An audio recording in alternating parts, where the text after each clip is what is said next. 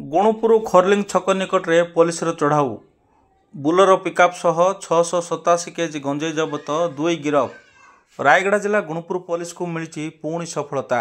गजपति आंध्र प्रदेश को गंजेई चोराचरण बेले खरलिंग छक निकट चढ़ाऊ कर एक बुलर पिकअप्रु 687 केजी गंजेई जबत करने सह 2 जन को गिरफ कर पुलिस। सूचना अनुसार कौन सूत्र खबर पाई रायगढ़ एसपी निर्देश क्रमे गुणुपुर एसडीपीओ आईआईसी नेतृत्व में एक पुलिस एक टीम शनिवार सका 8:45 समय खरलिंग छक निकट चढ़ाऊ कर एक बुलेरो पिकअप्रु 23 जरी अखारू 687 केजी गंजेई जबत कर 2 जन को गिरफ कर।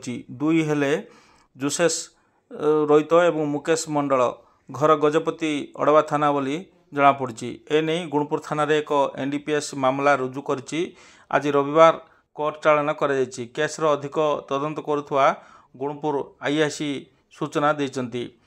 ए हूँ से दृश्य।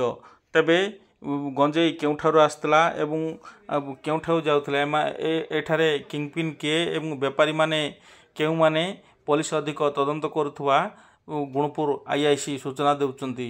तेबे आईआईसी कौन कहउचंती आसंतु सुनिबा।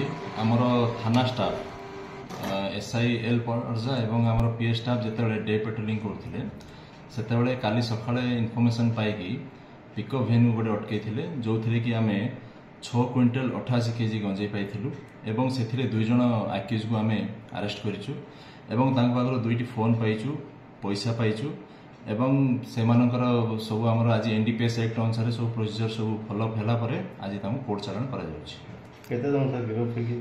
2 जन आक्यूज आम गिरफ कर जो माने कि अड़वा थानार एवं एथिरे आउरी आक्यूज पर्सन माने अति शीघ्र अरेस्ट कर।